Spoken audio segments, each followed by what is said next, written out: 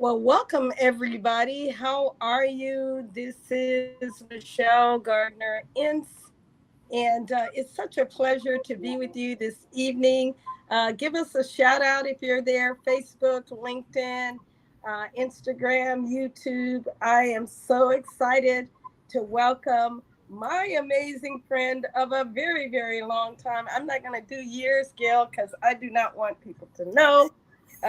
Black don't crack, and we do not look our age. We're aging like fine wine. So I'll just say I've known her longer than my oldest child, and I can't tell you what an honor it is to welcome Colonel Gail Colvin, superstar, trendsetter, one of the first female Air Force Academy grads, but that it didn't stop there. We're going to talk more about her experience there, but she is one of the first African American women to be recognized. She is the first African American woman to be recognized by her peers at the Air Force Academy, by the Association of Graduates, and to be recognized by your peers and is extra special. She's commanded 3 times. She's been at the Joint Staff. She's worked advising NATO. She is, oh, by the way, part of the African American Museum display. So if you want to see part of Gail's history that will be going on long before her, go check that out. She showed up at the Air Force Academy in 1976 and then had a tremendous Air Force career totaling more than 30 years. She is what we call a fodder.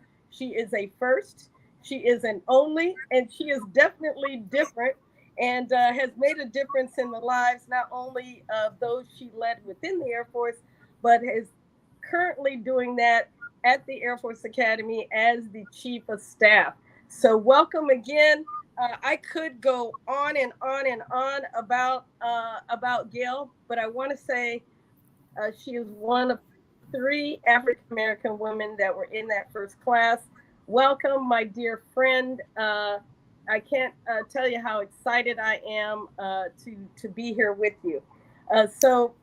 First question, we know a lot about your Air Force career, but with the 75th anniversary of the integration of women in the military, I just thought it was fitting to give people a little peek under the tent on how did Gail Colvin get to the Air Force Academy first, and then just back us up a little bit and tell us a little bit about your family history and its tie to service, right? You come from a long line of service, not just in the military, but outside of the service. So, Gail, welcome and thanks.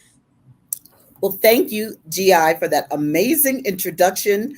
That's one of those, I wish my mother were listening right now. She wouldn't believe it. She'd say yes. She keeps me humble. But thank you so much for having me. The honor's mine. And especially as we are celebrating the integration of women into the armed forces, that's something really near and dear to my heart, I have to say. It always makes me think, especially with the audience that you have for this podcast. It really talks to veterans, to women veterans. And I feel like I stand on the shoulders of so many of those courageous, brave women. I think about the fact that women have been serving since the Revolutionary War alongside males, right? Whether they were doing things to help feed, to help make sure uniforms were being sewed, the logistics.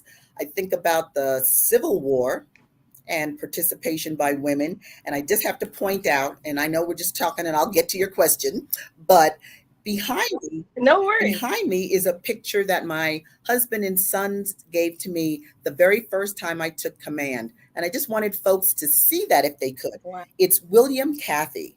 And her real name was Kathy Williams. But as we know, a lot of women dressed as men to serve in certain of the wars and the conflicts. And she's one of those who did that They didn't even know that she was a man until she got wounded. And of course, then it became exposed that she was.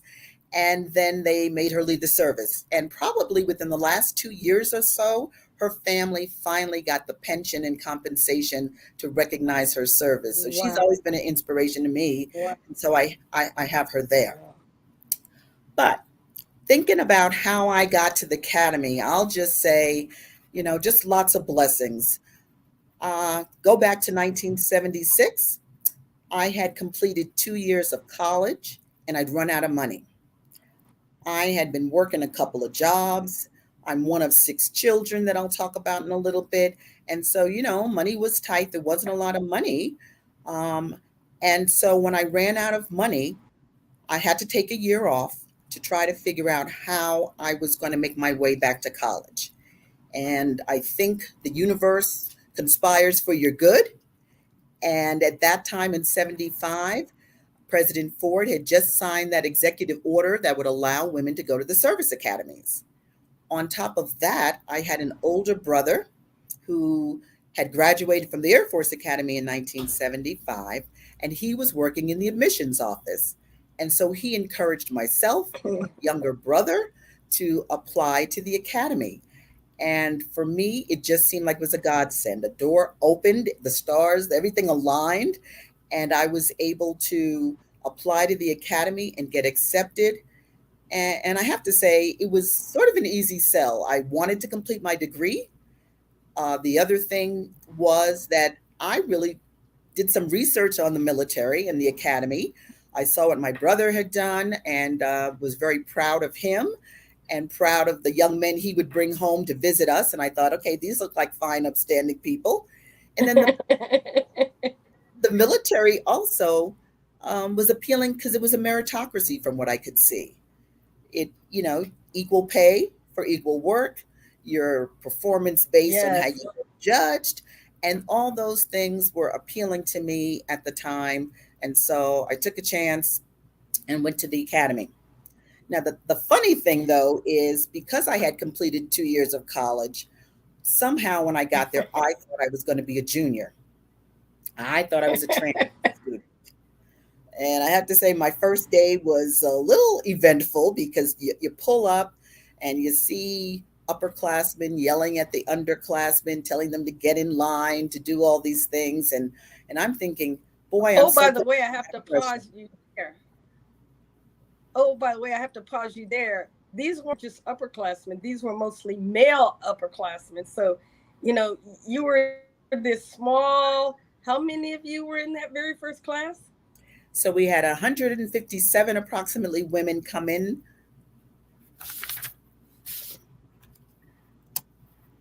157 women came in and 97 graduated 4 years later. So that was Wow. roughly, Wow. there's over 4,000, maybe 4,400 total. Wow. So somewhere Wow. around 4%. Yes, Wow. very So I small. mean, I just wanted to kind of paint that this was an intimidating environment.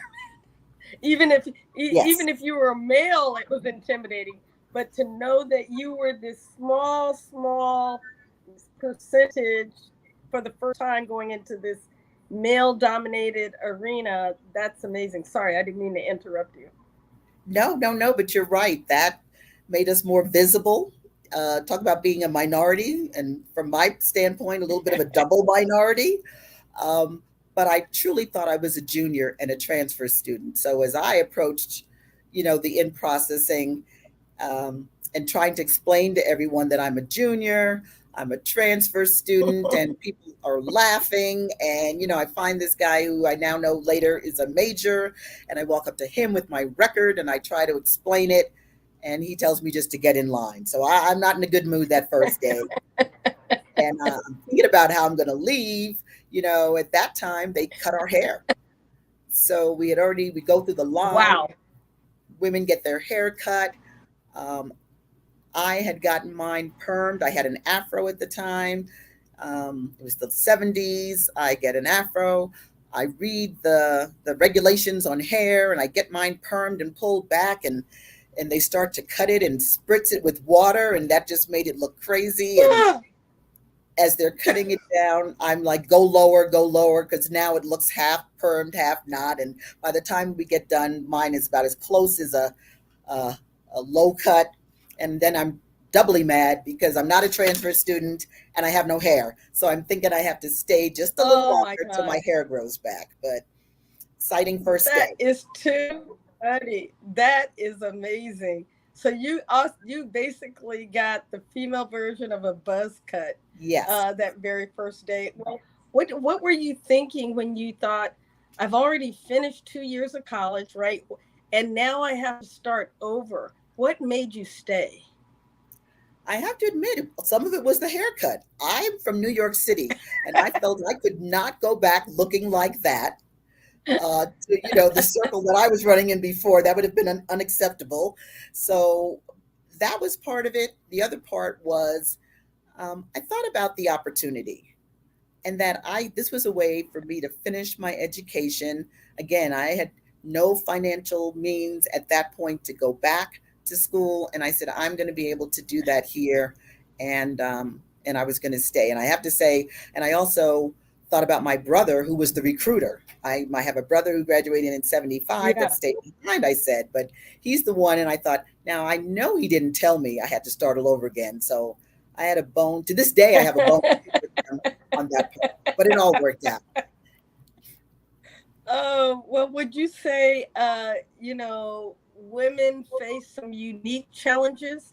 I mean, there are probably some supporters, right? And could you tell us what that support looked like? The ones that were supporters, and then of course there were some, doubters or naysayers. And could you tell us what that might have looked like? Yes, and I think most women can relate to this feeling, but it's about change. That's the way I saw it.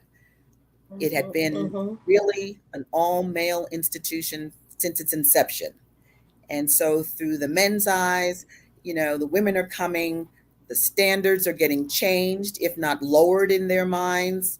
And a lot of their Mm. identity was tied up in a lot of things that they had accomplished to be at the academy. And so, when the women come and either do it Hmm. differently or do it, now they're questioning. So, change is hard for everyone. And I have to say, the college I went to It is. before had been primarily a women's institution. So I saw the same thing Oh, okay. where men Wow. were coming and women were thinking the men are dragging the standards down. So I really chalked it up some to change. Um, I Yes. think there were men who I say had mothers and sisters and girlfriends and were allies in all of this. And there were Yes. men and Yes. faculty and others who really didn't think women belonged there, didn't like my human Hmm. packaging, that's for sure. And there are times I just didn't know whether it was because I was black or a woman that was causing a problem, which really makes you not focus on those things as much because I had work to do. Yeah. But what it Yeah. looked Yeah. like, I will tell you, is sometimes it's isolating. I think the fact that I had Mhm. already had the 2 years of school meant I was in classes with upperclassmen. So now I'm in classes Okay. that are not co-ed. I'm in all male classes, and sometimes I'm the only one. And there were Wow. people who didn't want to sit next to me, people who didn't invite me to do Wow. projects with them. And so it could be um, you feel that you're the other and the only. But I just Right. Right. I wasn't the smartest, but there was one course where they were all males, and I decided I was going to study really, really hard. They didn't have to let me do anything with them. So we get to the final. I take the final, I complete it in record time and get up, and you can see all of them looking at me. And I know probably in their mind they're Like she's thinking, done already? she's done, or maybe she's having trouble. Turn the paper in, and of course, I aced it. I aced the final, and then after Yes. that, now people want to study with me. So sometimes revenge, excellence is Absolutely. revenge. Amen. There's no greater, sweeter revenge than success. I would agree. And you being a first only and different, I think what I've seen, as a sister in service, in admiration of you, is that you said that, the Air Force has one color, and that's excellence, and that I might be female, I might be black, but they will not deny, cannot deny my excellence and your tremendous, success in your career and now even at the academy. I think speaks volumes, speaks absolute volumes to that. So, in the same token, what did allyship look like? So, for the ones that were happy, embraced you being there, what did that? What because that's the part that I think oftentimes is not communicated. We will focus on the bad, right? But I have to say, I don't know about you, but most of 99% of my mentors, bosses in my Air Force career were white male, and they were tremendously supportive to me. They may not have always, you know, thought I was their favorite, but they couldn't deny the excellence and the results. So, what kind of allyship, did when they saw you needed help? What did that look like?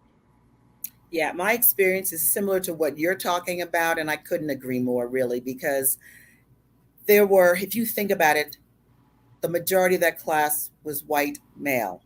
And there were so many brothers in arms, not Mm-hmm. only in my class, but in the upper class that were supportive of women, really wanted to Yes. see us succeed. And Wow. what it looked like was them taking the time to make sure we knew how to complete tasks.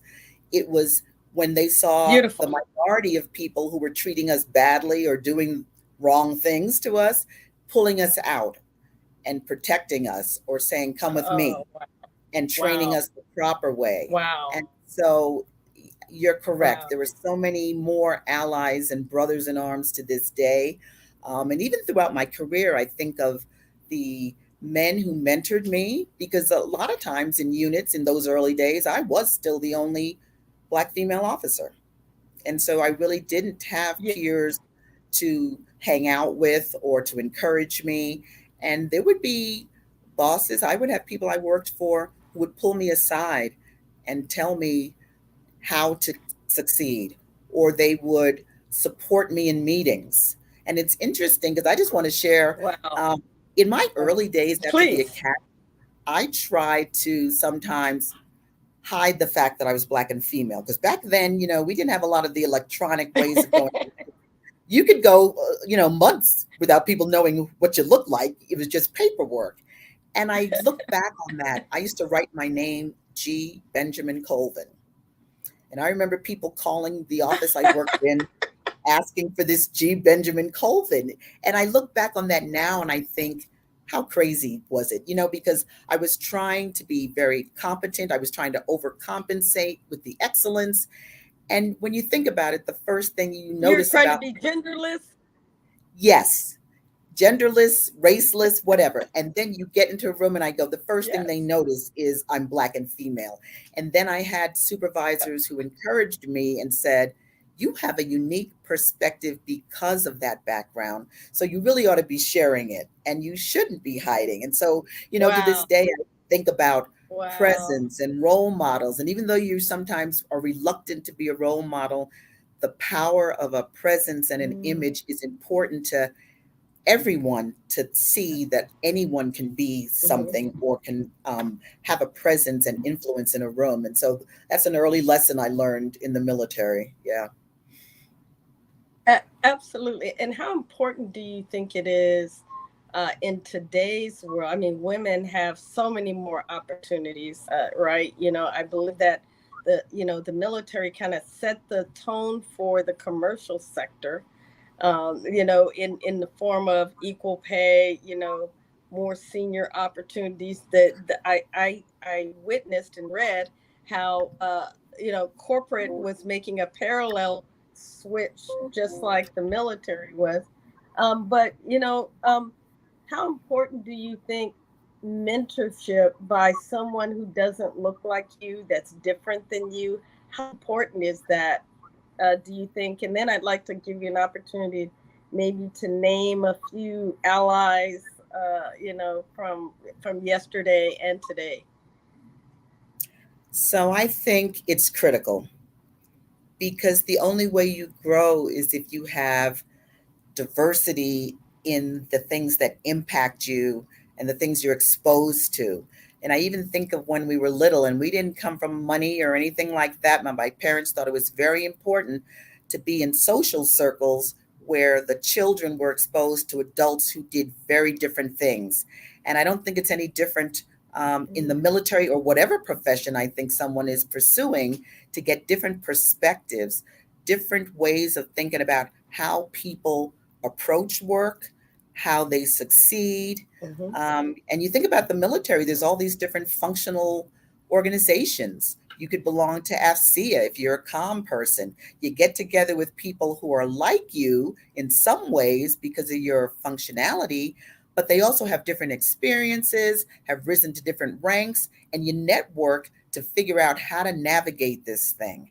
And so I think the more influences you have on what it looks like to do things different ways, the more successful you're going to be. And I think that's one of the things I've loved about the military, having different opportunities for Mm-hmm. different jobs. I mean, I think back to my time at the Yes. academy, we got to jump out of airplanes.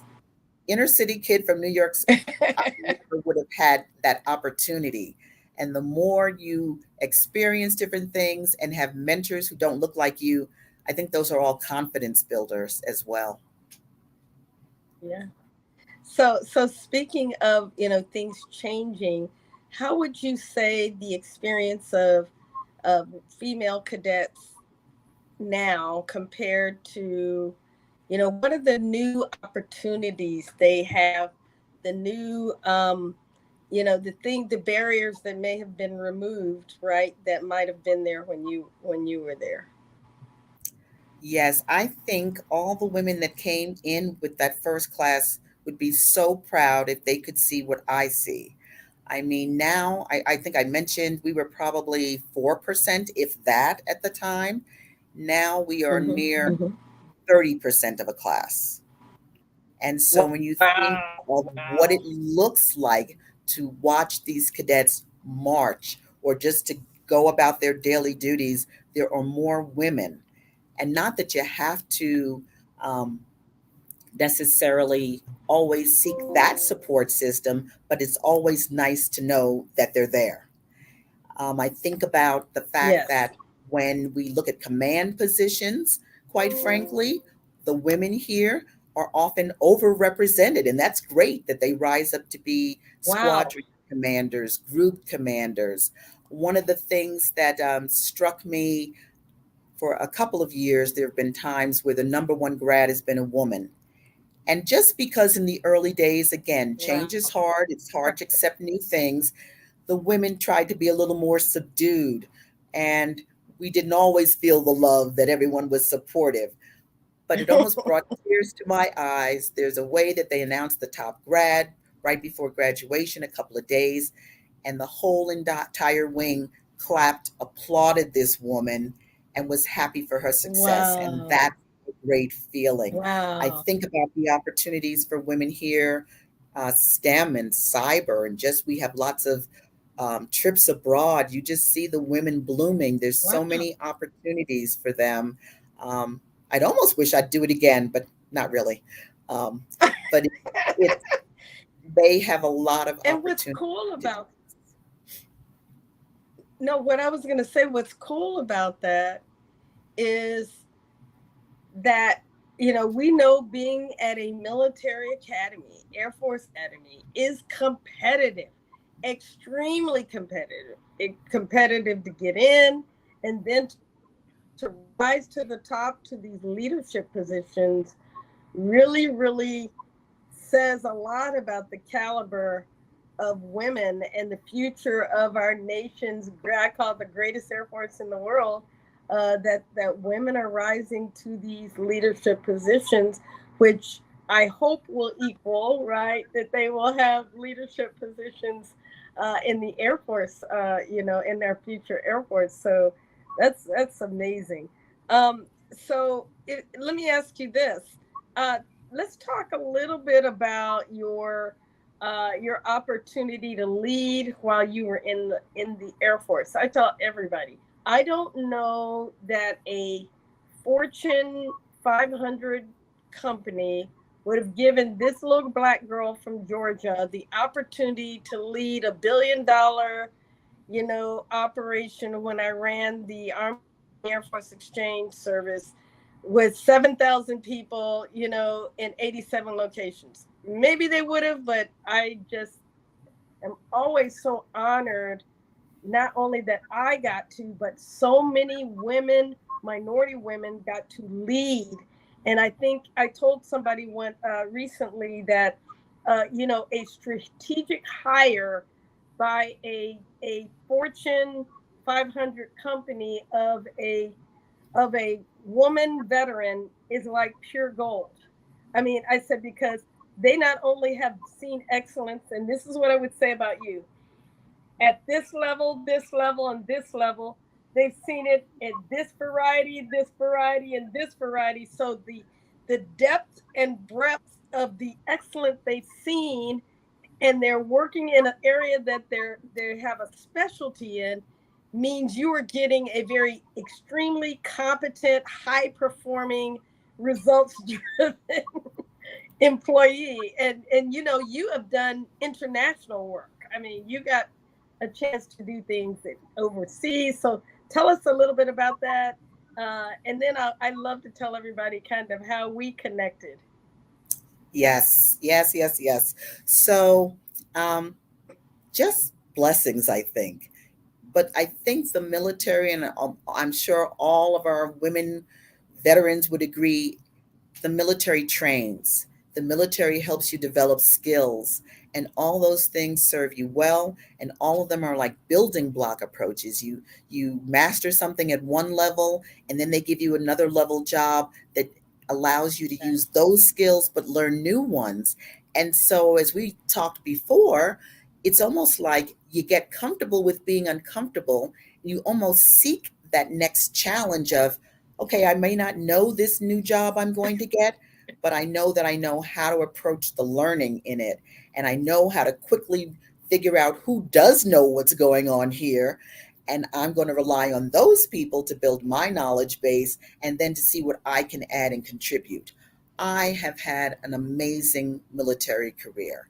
It started at the academy, and there were just so many people who along the way gave me opportunity. I got to, as you said earlier, command 3 times. And you're right, inner city kid from New York, how would I get to command a services squadron, a mission support squadron, have 1,800 people under me as a mission support group commander? I was privileged and honored to work as the chairman of the Joint Chiefs of Staff's doctrine writer. And in that position, I got to lead a NATO subcommittee on joint warfighting interoperability.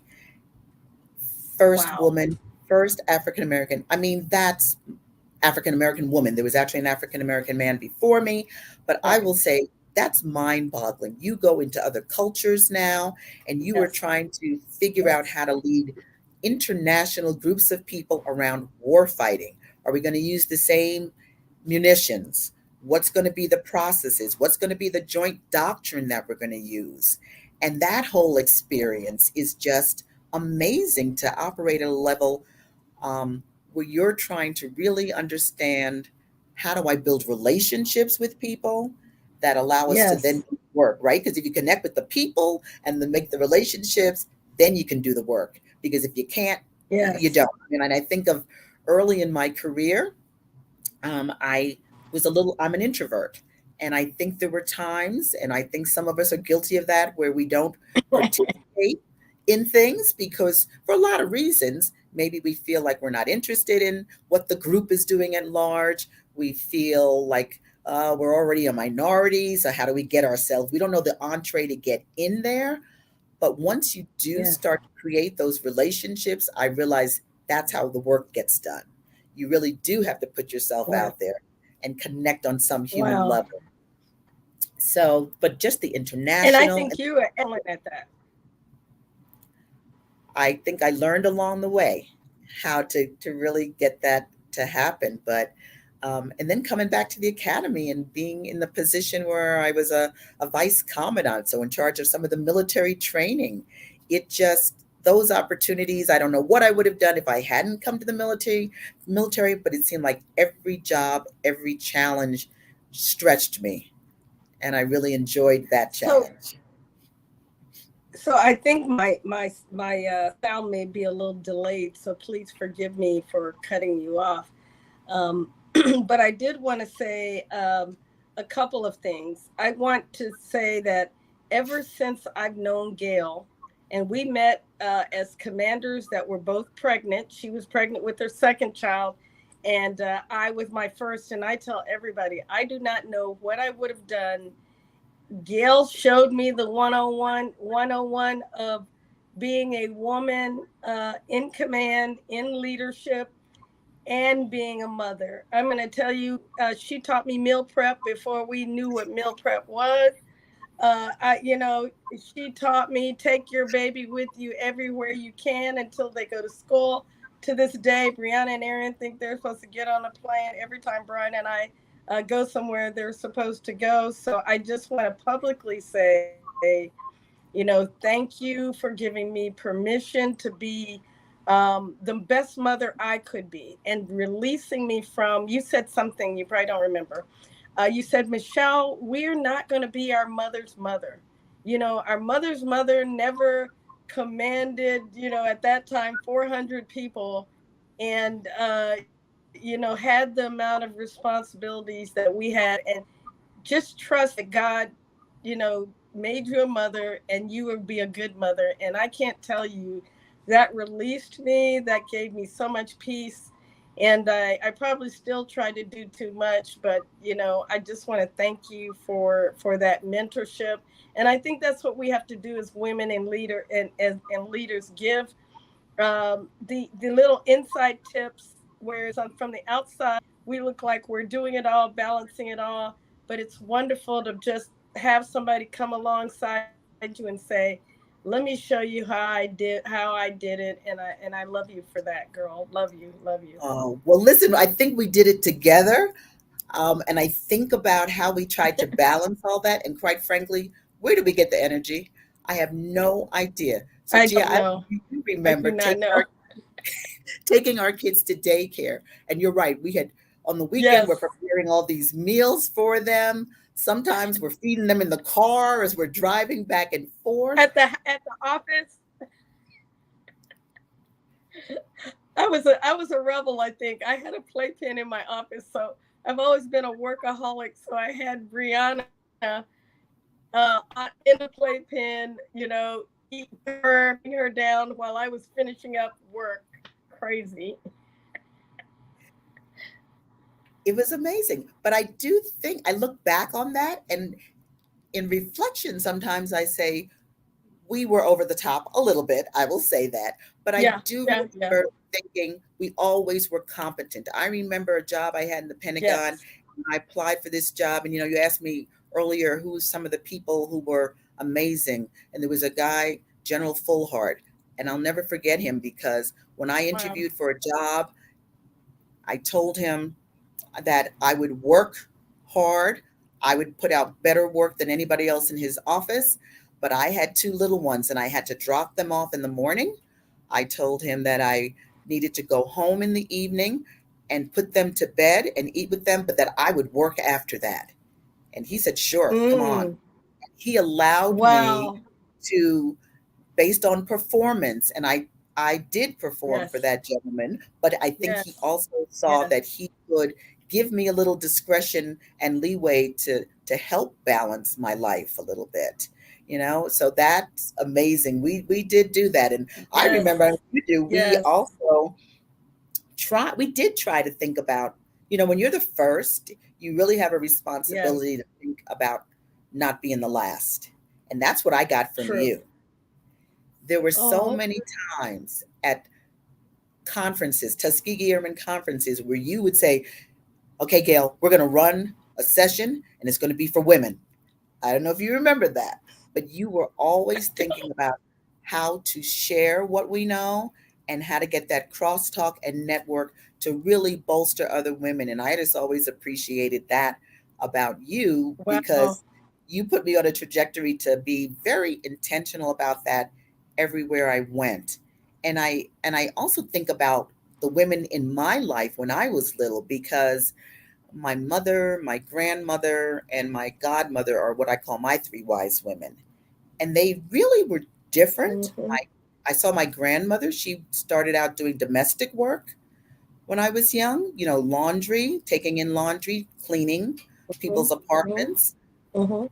But she was driven, and by the end of her journey, she was a entrepreneur. She opened a beauty salon called the Wow. Little Doll on 125th Street in Harlem, which is where I was born. Wow. My mother Wow. and my godmother were nurses in different ways. My mother went to Lincoln School for Nursing in New York, which does not exist, but in the 50s, it was a school, 40s and 50s, that was really geared for Black women because there was no school for them to go to. And she went there, Wow. she got married, she had 6 kids. And then my godmother was married later in life. So I had that example of an independent woman who really had a little more freedom to do different things. So those three women really shaped Wow. my idea of what women could be. And as you say, gave me permission Yes. to define myself across a spectrum of Yes. activities and way of beings. And I think I have their DNA to this day, and their voices are in my head. And I say those are the scripts that I go to when I need encouragement. I can hear them talking to me. Yes. And so I hope that you and Yes. I are that for others. Likewise. Yes, yes, likewise. I look at my mother who was 1973, military wife of the year for USER and Army, wife of the year runner up overall. And her mother only went to the third grade, much like, your grandmother, did laundry. But I think about these determined, strong women, sense of self, right? Sense of, that I am who I am. I know that I'm a force and that I'm, impactful to the people around me in my community. So, service and leadership, I think, are the themes I hear running through here. Not only service to our families, service to our country, and service to the community at large. And I guess I felt like so many times, the women in my Air Force career, and I don't know if you felt this, I'm pretty much not that emotional, because I was taught coming up, and you could tell me, I'd love to hear maybe some words of wisdom that some women in the Air Force gave you. But the women who were older than me said, women don't cry. So if I had to cry, if somebody was mean to me, I got in my car, and I drove to the other side of the base. I cried. I had water and got my eyes together and came back. And you just did not let them see you cry. And one of them told me, and unfortunately I passed this to my daughter, is your husband sick? No, is your husband dead? Is your baby sick? Or is your mother ill? If not, what are you crying for? So, I kind of like to say, no, we don't cry, because men don't think we are strong, right? And they won't follow us if they think we're weak. And just think about where we are today, where it's all about, you know, it's a whole different era. But that's how I was brought up. So as a result, I'm probably show very happy emotion a lot, but I don't show the sad. I have a tendency to mask that. And so I think, while we are examples, that's an example I don't want women to take from me. Totally agree with you. We were trying to model male behavior, I think, in some ways, and look Yes, tough yes, and yes. macho in some ways, when in fact, a lot of the traits about the way women lead are what's celebrated now, right? A nurturing leader, a Yes. compassionate leader, one who's transparent. And I have the same thought you do, that we were doing it wrong, really, but we were doing it to fit in. So I think the time required, Yes. survival Yes. required us to do it that way. But I don't know that I would Yes. advise. Yes. I would advise women today to tap into their natural instincts, their leadership things, because that's really what's going to make them successful. Absolutely. I want to put a couple of quotes up here. Um, Laura Stubbs, who's also Navy retired captain, says, thank you for hosting Colonel Gail Colvin. I love that you guys are sharing wisdom with us, but most importantly, with the cadets at the Air Force Academy, trailblazing women in the class of 80 across academies are phenomenal. Continued blessings. You have energy for days still. Uh, Thank you, Doctor. Dr. Stubbs. She and I met in the halls of the Pentagon when you'd see another senior Black woman or African American woman. You go, "Hey, I don't know you. Who are you?" And I would just stop, and stop her. And then Renita said, "Working moms maximize the time." On that note, thank you for reminding me. If you have questions for Gail, please put them in the chat and I'll put them on the screen. Thanks. Another fellow Air Force Colonel, Base Commander Renita was the commander at Mhm, Yokota when I was the mhm. commander APHIS. So we got to share notes and just share frustrations and challenges. And she's a pretty amazing, now a Yeah. leadership expert and is doing training all over. Look, you know what I wanted to ask you. Speaking of phenomenal moms, you were a mother while in command, but what was unique about you taking command of that squadron? We have to tell that. So the services command, which was my first command, I took from my husband, Doc Colvin, who is one of my I love that man to death because he is my biggest fan. I wish for everyone to have a partner who is selfless and really supports you and your dreams. When opportunities came my way, that man didn't blink. I would always be the one second guessing, gee, how are we going to make this work for the kids? I don't know. It seems time consuming. I don't know if we should be a part as a family. And my husband didn't blink and he was like, you should do it. No matter what opportunity came my way, he was like, we'll figure it Oh, out and support it. But um, so my first command it was the first documented in the Air Force, I believe. We have kind of researched this exchange of command from a spouse to a spouse.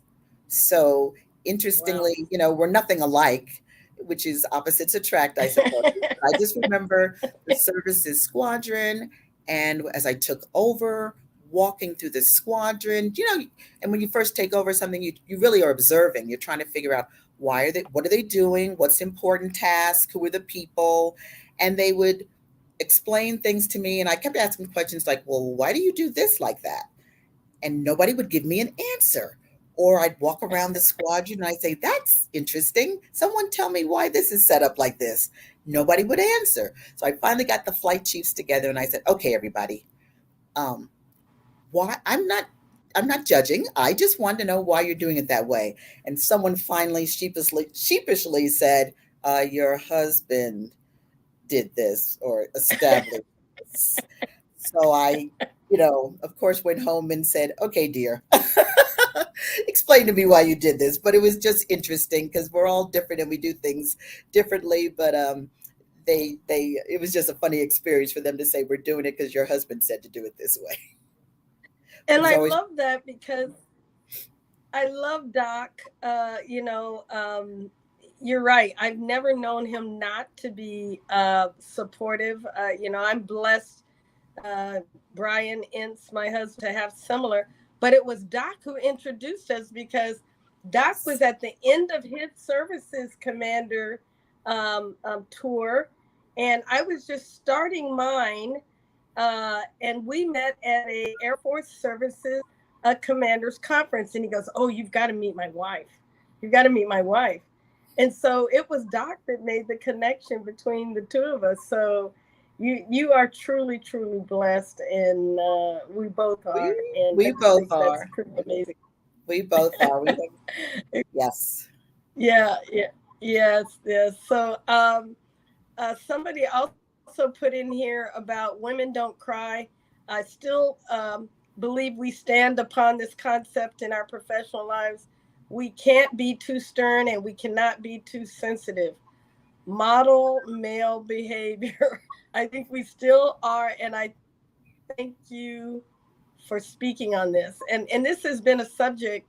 I did a post maybe months ago when a Woman King came out, Oh, and the quote was, um, uh, "Warriors, if you want to be a warrior, dry your tears." yes, I remember that. And yeah, yeah, yeah. And I posted about that, and it was one of my most popular posts as far as people responding, because men were saying, "Oh, that's not true. You can be sensitive." And women were like, "Yeah, we can be, but you guys say we can be, but it's not always perceived, in the right way, because it really is dependent, right?" And that's another thing, is people said it was, situational. So do you think there are times, I'm just going to address this and then we'll move on to another topic. Are there times when women should not cry? So I think, as we were saying, GI, though, we are basically old school, right? And so the way I was raised in the military, we didn't. And I'm very guarded to this day. And I love to watch the young cadets here now. They are more genuine and authentic than I think I allowed myself to be. And that's all demographics Mhm. and all the genders. So my Wow. experience led me to be guarded. And this is a little off topic but related. I have very few close friends. I don't share a lot of personal business in the workplace, and I do see people who are Me transparent too. that way.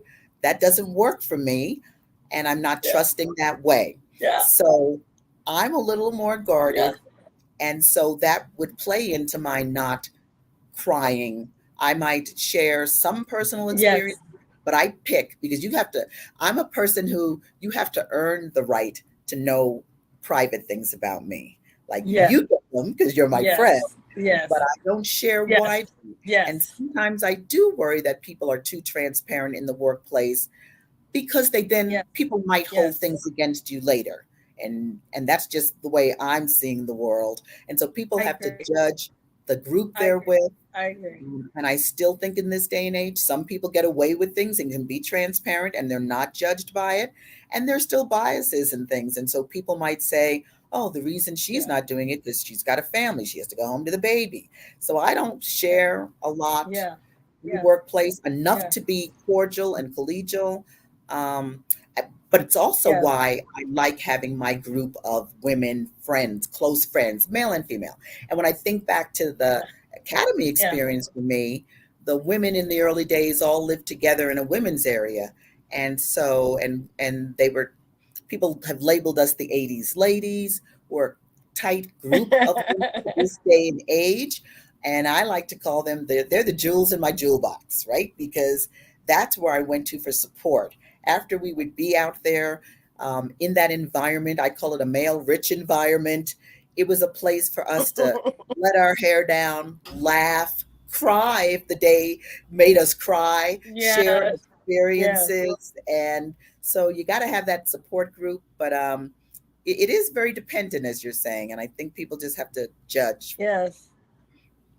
Yes. And speaking of the 80s ladies, can you highlight some of the successes of the ladies that were in your class? I know there are probably too many to name, but can you just name some of the, maybe, highly visible, and maybe some unknowns that are making a mark in their own way?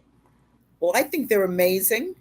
I pale in comparison. They're just amazing ladies. Susan Desjardins was the first female commandant here at the Academy, and I had the privilege of being her vice commandant. She went on to do that. My roommate, Kathy Utley Cornarins, is an unsung hero to me, and I got to plug her book. If you want to know what it was like, she wrote a book recently published called Bring Me Men, Brought Me Women, because there was a sign here at the Oh, Academy that love said, it. Bring Me Men above a ramp. And so she talks about those experiences, but she has dedicated her life Wow. to working with some, no matter where she lived, some of the inner school systems where there have been immigrant children, and she's just a compassionate heart Wow. and has really made a difference for so many children in the world. The two other Black female grads, Gwen Knuckles, she was like the number one OBGYN in the Air Force for years. And then Wow. yeah, I tried to go see her when I was pregnant, but the line was too long. By the time I could get on the books, I would have had the baby. But she's amazing. And Beverly Thurman, she was the other African American woman, and PhD, a doctor, medical cancer, Wow. and Wow. doing great things. Wow. So I mean, so many women in Wow. this class have just gone And there were on. generals as well, right? There's been some generals in your class, general Yes, so officers General in your Sue class. Desjardins, um, several of them, and then I'm now, of course, because I'm on the spot here. Yeah, yeah, yeah, yeah. No There were worries. several, but I mean, I Was think it that their Allison journey. Hickey? Allison Allison Hickey? Hickey, Was it absolutely, Hickey was in? yes. Right, right. And then there's a 4 star. There's a couple of 3 or 4 stars. I think that maybe that were in Um, your class. Susan Helms, astronaut, Yeah. and Yes. she Wow. actually, yes, and she does a lot of things with STEM now in terms of young women and trying to motivate them and provide opportunities as well. So just an Just amazing amazing. field of women for sure. Yes, but you are absolutely amazing. I did want to kind of, ask you a question I didn't tell you I was going to ask you, but you can tell me. How did you meet Doc? How did you meet James Colvin James at Colvin. the academy? So I was in the first co-ed class, but he was in the last all male class. So Got you. freshmen at the Air Force Academy kind of walk on marble strips until you're recognized and become part of the wing. And so our first meeting, which, both of us have a different version because he doesn't remember what I remember as the first meeting. But basically, I was running on the strips and you stop and you greet the upperclassmen. Good morning, sir. You look at them. And I just remember looking out at this gorgeous, handsome man. He was on crutches. He played football, but he had hurt himself and he was on Oh, crutches. And I looked at the little face in the parka, and that's how we met. He thinks it was later, but that's when I first saw him. Let's put it that way. So it was my freshman year, but there are rules around dating, so we had to be very careful and wait until I was recognized tell to us really. about the rules. Tell us about the rules. Well, freshmen can't date upperclassmen until you are recognized because of fraternization and to keep the training environment pure. So I'll just say we had to be, you know, very careful and That wait is for the so right time. sweet. So when did he think? When did he think that you met? Later there was a social in like our student union, and and upperclassmen and underclassmen were there. He seems to think that's when we met, but that was later. So, but sometimes Okay. the men don't remember like we do. I remember, so I'm right. Absolutely, absolutely. That is so sweet. And how many years later? Because Wow. you So all that married was, after graduation, right? yeah, so we've been married some 42ish, 3ish years. Wow, Yeah. Proud of wow, that. wow. Proud of the And whole. did you marry at the Air Force Academy Chapel? No, we did not. So we waited. after we were engaged, but we were waiting, and then we wanted to get a joint spouse assignment, and so that really Mhm. kind of was the catalyst for getting married. So that cycle was coming up, and we wanted to be together, so we did that and never looked back. Wow. Well, yeah, so amazing. Gail, is there anything you'd like to share with, women who may currently be in the military about what you see, as opportunity as well as, especially leading? I think, all women, that are coming in are busy working, trying to, learn their craft or their technical area. But when they're asked to supervise, is when I think some of the challenges happen. Do you have word as someone who's commanded, 3 times, and you had the opportunity at the academy, and you're very collegial? Let me tell you before we go any further. Gail is the nicest woman I know.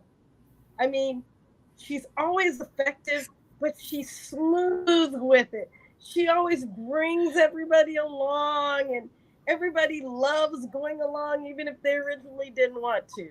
Me, mm, probably breaking a few plates along the way, leaving a trail of blood.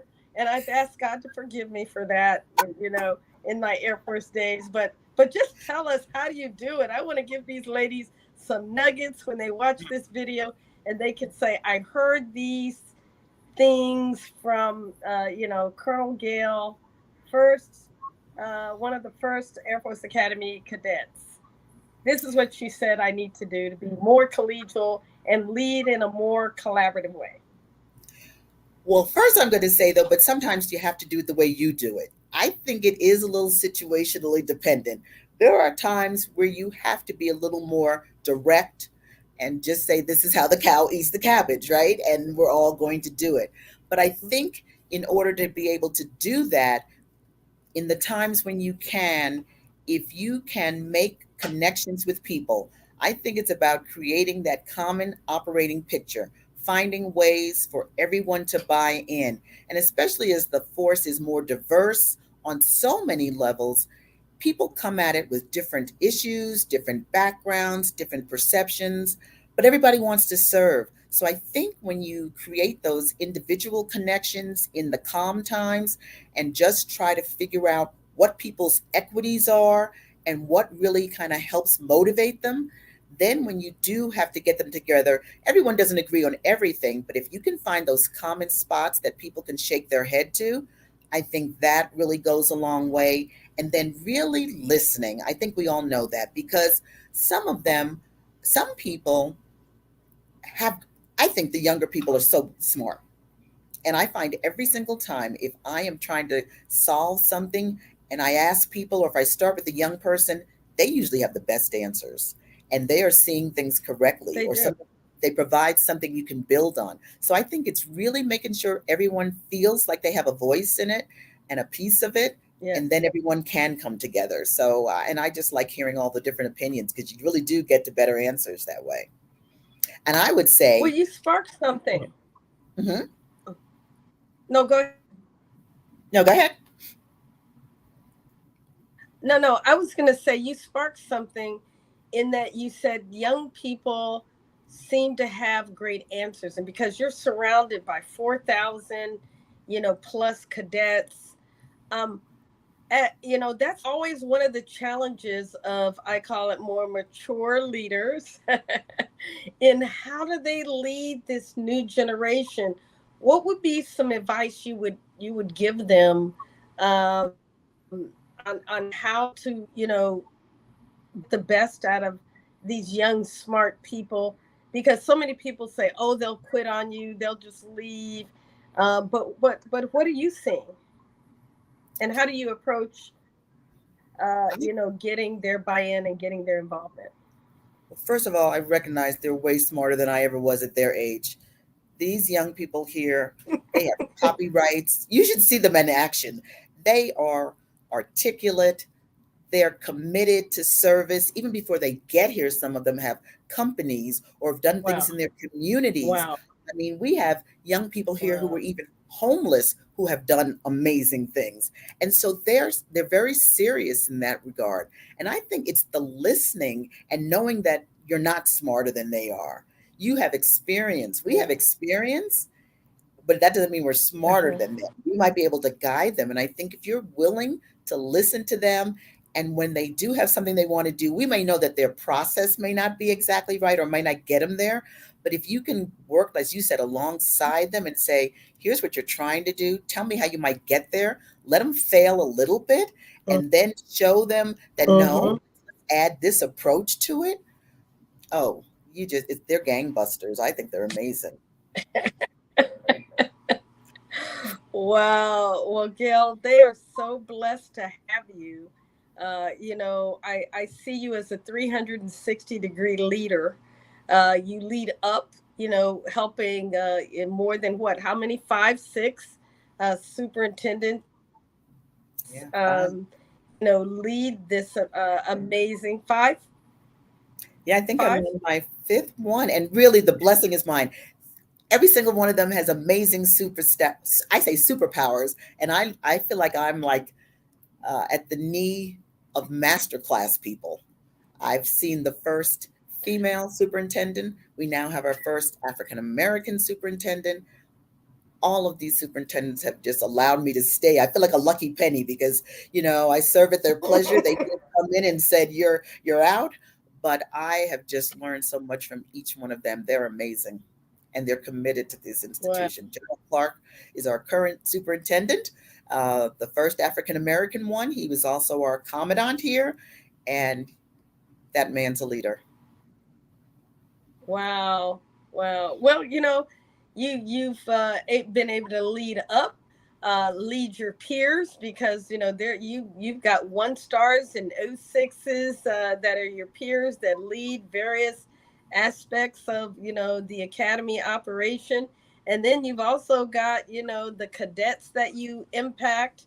What an amazing point to be in your life, to continue the service, your service in service to others who are seeking to serve, right?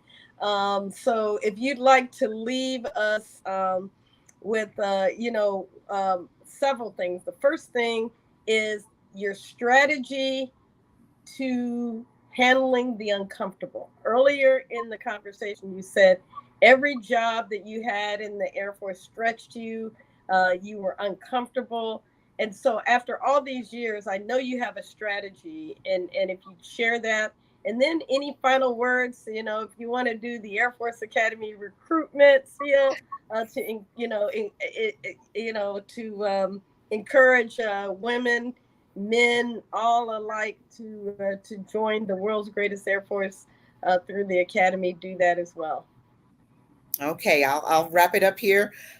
I think the strategy is, and I think for women as a minority, and for African American women especially, I really think we are used to being other and only, and so we need to just leverage that.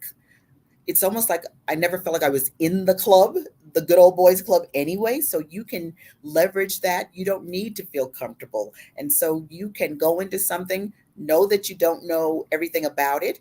And if you really come from that position, you're open to learning.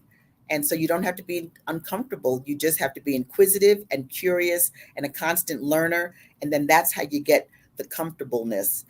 You just don't really feel awkward and isolated. You put yourself out there. So I think that's a little bit about the strategy. I think as we're thinking about the integration of women, I got a shout out to some sheroes. There were 12 officers, female officers, who came here the year before women came to the academy, and they were the sheroes of this. They spent a year sort of dry running what it would be like for the female cadets. And then they stayed when we got here for a while to be like our upperclassmen. And those women were the ones who really bore the brunt of what it would be like to be a woman here. And they were even a smaller minority. And if you think about people who don't like change and didn't want them here. So I got to shout out to them and to Yardley Nelson, because she was the one Black African American air training officer, and she's an amazing woman. So I would say that. And then I guess my final wish for everybody would be um, that they make the impact of your best intention, whatever that Wow. may be. Wow. Say that again and explain a little bit. The So make impact the of your greatest. I wish, yeah, make the impact of your best intention. So a lot of times we think we're doing something good, we have in good intentions, but we should have action and impact around it. And we need to check ourselves and make sure that that is Wow. actually a reality. Wow. That's good. What would you say your superpower is? Ooh, Renita asked. what is my superpower? I think it, I don't know. I think it's collaboration. I really do like that, and service. I serve on a couple of boards in the community, and that's what fuels my passion. I love when you can do things for other people.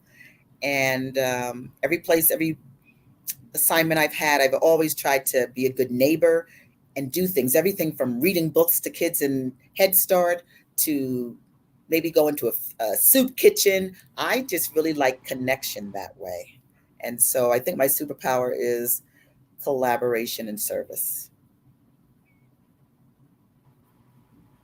Hey, Gail, can you repeat? I think we lost signal for a moment. Can you repeat again, please? What's your superpower? Yes, I said collaboration and service because I do really like coming to things in a group. I'm not the kind of leader that likes to um, say it's me or I did this. I just get more joy out of collaboration, and then service because my parents, I'm sure a lot of us know that saying about service is the price you pay. It's right for it's the rent for living on the planet. My parents lived by that, and so when I every assignment, I've always tried to reach out into the community and do something to connect with people, especially people who look like me. And so that meant going into communities and reading books to children at Head Start. If it meant going to a soup kitchen, if it meant something, I always get refueled by doing something in the community. Wow. Renita said is the other, Ah, right? Power.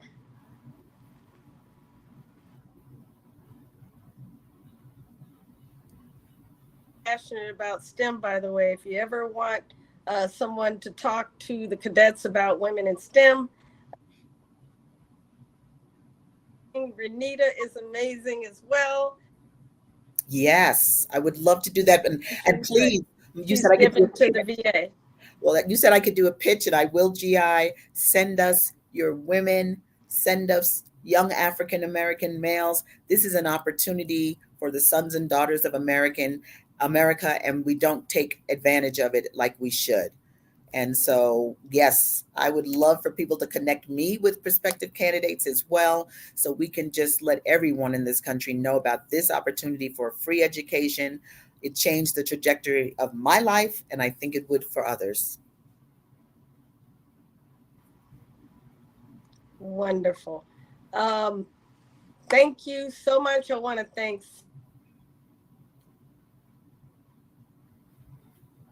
joining and for commenting. Appreciate you, Gail. You are just absolutely one of my favorite people. Same here, goes two ways. I love you. Extremely extrovert, opposite of you, but at home and my inner circle, I'm pretty much an introvert. I know people probably don't believe that. And most of my friends in the Air Force were guys, but Gail, I always counted you as one of my special sisters in service. I'm just honored you took. Will be here for people to look at again. So if you know others that